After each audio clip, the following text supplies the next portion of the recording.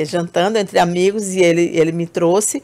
E depois eu fiz as fotos e publiquei, pedi o seu arroba e marquei lá. E muita gente comentou nas fotos, perguntando quem era que pintava, como fazia, como é que ele tinha retratado tão bem. Aí eu, pronto, então vou convidar o artista para vir até aqui compartilhar. Porque assim como eu sei que muita gente que nos assiste, Ítalo, que é fã de animais, a gente tem sempre um espaço aqui reservado no nosso programa para a gente tratar de questões referentes aos animais, direitos dos animais e tudo mais. E o Ítalo mandou, inclusive, algumas fotos que a gente vai mostrar ao longo da entrevista de outros pets que ele retratou. Bom, primeiro eu queria saber de você, como é que surgiu essa ideia, né? Se você também é um apaixonado por pets.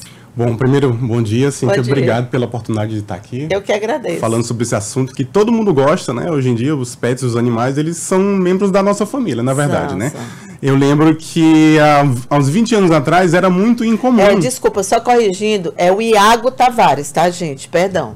Eu lembro que há uns 20 anos atrás era muito incomum a gente ter um cachorro que a gente tratasse da maneira como a gente trata hoje, né? Aquele cachorro que fica dentro de casa, que pula na nossa cama, que passeia de carro, né? Que passeia com a gente na rua. O cachorro, o gato, antigamente, eram mais animaizinhos principalmente o cachorro, lógico, né? Era um animal de guarda, né? Aquele animal que passava o dia preso e a gente só soltava durante à noite para fazer a guarda da casa. Mas hoje em dia ele já adquiriu um aspecto familiar, né? O cachorro, ele passeia com a gente, ele é praticamente um membro da família, né? Há pessoas que tratam até como um filho, né? E eu sou arquiteto, então sempre fui interessado pelo tema do desenho. Mas nos últimos anos, eu tenho um filho de 6 anos, o Pedro, e o Pedro despertou em mim. Na verdade, não é que ele despertou, ele me fez acordar para algo que já estava guardado em mim, que era a história do desenho, da pintura, que toda criança, na verdade, exercita, né? Mas com o passar do tempo a gente vai adormecendo.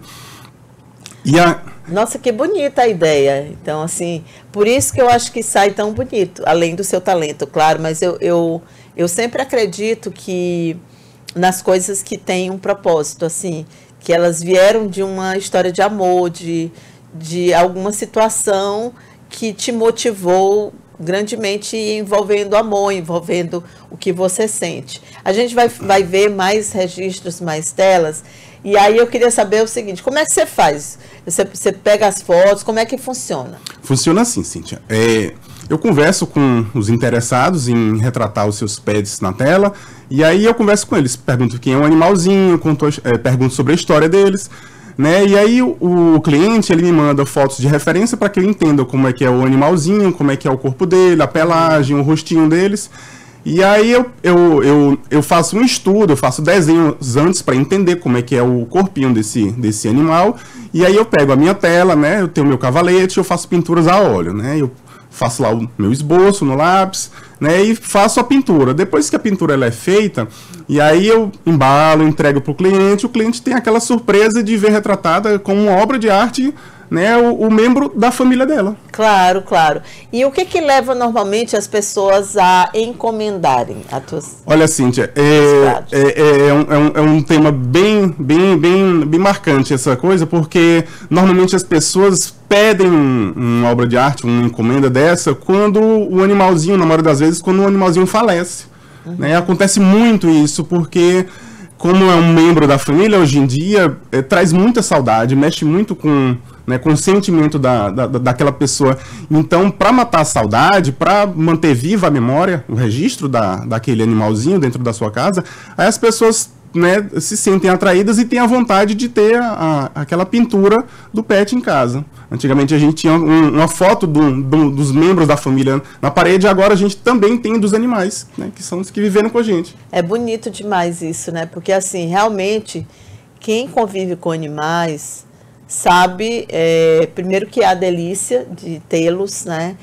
E segundo, a dor de perdê-los. É muito, muito forte. E fica mesmo esse vazio dentro de casa. Porque como animais circulam muito dentro de casa, eu acho que tem a ver com isso também, né? Normalmente as pessoas ficam mais na sala ou ficam no quarto, mas não, os animais, eles estão o tempo inteiro circulando. E aí não tem como você não associar aquela casa onde você mora ao lugar onde ele dormia, ao lugar onde ele bebia, ou comia, ou fazia lá as suas danaçõezinhas. A gente sempre associa muito a casa e tem aquele vazio. E qual é o sentimento das pessoas quando recebem?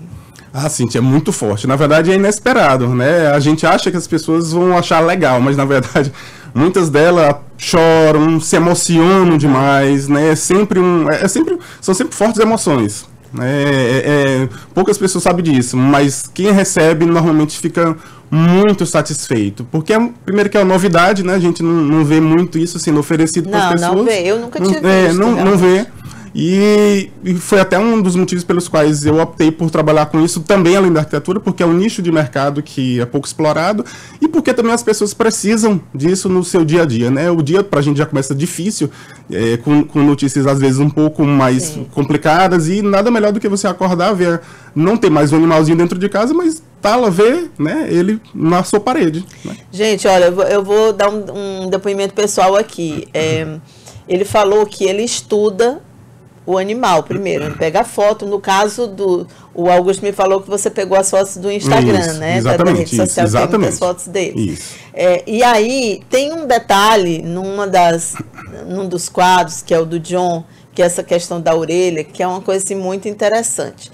Em algumas fotos realmente do Instagram, ele aparece assim, que é como ele era um cão adotado, os dois eram, e ele era muito agressivo quando ele chegou em casa.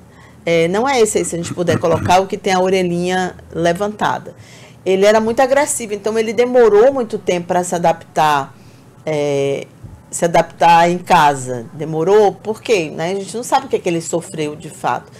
E ele vivia com essa orelha, então a gente achava, foi levado em veterinário, que ele tinha quebrado, e que ele tinha. Depois eu comecei a achar que era alguma coisa que ele já tinha nascido daquele jeito. Gente, pode avançar, tá? Não é um animal que tem uma das orelhas em pé, que eu até mencionei já, na hora que passou antes. E eu fiquei muito impressionada quando recebi, porque tinha o outro. Isso, aí, exatamente. E aí eu tinha visto. E era, na verdade, isso, sabe o que era, Iago? Eu não sei se você sabe, mas é quando ele ficava ou com medo ou em alerta, tipo, chegava uma pessoa diferente em casa, ele levantava a orelha. Sim.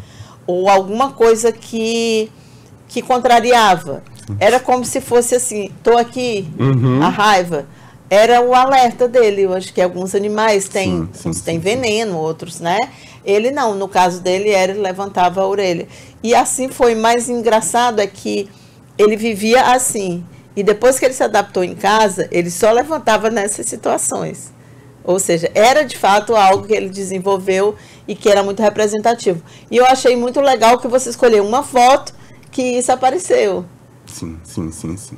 Sim, porque a gente precisa procurar também as características do animal que sejam marcantes. Do contrário, os animais, como são bem parecidos, se a gente não procurar uma característica, um diferencial, vai ficar parecido com os outros, né? E já que é uma expressão dele que fazia parte da sua rotina, que você lembra disso, aí você vai ficar sempre com aquela sensação, né? De presença. Tá certo. Olha, quem tá pedindo aqui a rede social do Iago, eu mandei, tá? @Iago Tavares. E então isso acabou, era um hobby, era algo que começou com o teu filho, mas tá virando Sim, tá virando um trabalho, na verdade. Como é que você se divide com a arquitetura? Com a arquitetura e com a criação do filho, né? Na verdade é complicado, porque a gente tem que dar conta de 3 coisas, mas é isso aí, porque no campo da arte, Cíntia, se você não cair de cabeça, se não estudar muito, muitas pessoas pensam que é aquele dom divino que desce na gente e a gente já sabe fazer tudo. Na verdade, não é. Na verdade, todos os dias eu estou estudando ali até meia-noite para poder me aprofundar nisso e conseguir fazer o que eu estou fazendo agora. E isso se mantém até quando a gente quiser, né? E tem muita encomenda? Tem sim, porque, como eu te falei, é uma novidade, né? As pessoas ainda estão assim, sem saber, e ainda bem que todas ficam felizes com isso. Não tem como não gostar de ver o seu animalzinho ali na sua sala, né? é muito difícil você não ficar feliz com isso. Sim, é verdade, com certeza. Então, virou pintor de pets. Eu sou pintor de pets, sou arquiteto, e então, quem quiser conhecer os meus trabalhos na minha rede social, meu @Iago Tavares, dá uma olhadinha lá, que eu sempre estou publicando os trabalhos que eu estou fazendo, os trabalhos que eu já fiz, os trabalhos que eu vou fazer. Então, pode dar uma olhadinha lá, que todo tipo de animal eu trabalho. Cães, gatos. Dificilmente vem outro pedido diferente, um passarinho, algo assim, mas também, para muitos é pet também, né? Então, também. Calopsita, tem gente que tem. Calopsita. Deve ser mais difícil de... Na verdade, nem é mais fácil. É mais fácil. A pelagem do cachorro é mais complicada. Bom, mas eu acho que qualquer dia você vai receber um pet aí bem exótico. Tomara. Um pedido para pintar um pet bem exótico. E olha, foi bom ele ter mencionado, porque tem gato também. Inclusive, nas fotos que você trouxe, tinha um gatinho. Então, não é só cachorro, é o pet que você tiver, que quiser eternizar, tem aí. E só corrigindo novamente o nome dele, já que eu cometi aquele erro horrível no começo, é Iago Tavares, tá?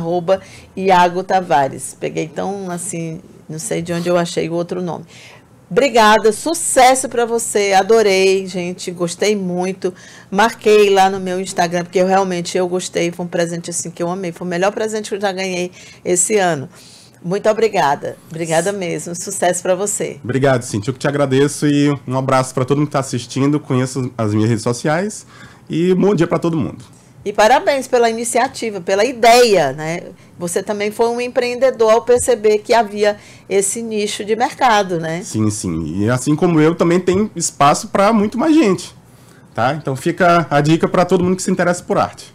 Tá certo, muito obrigada. Obrigado, Cíntia. Bom dia. A gente vai para o intervalo, voltamos já. Você está assistindo Notícias da Boa.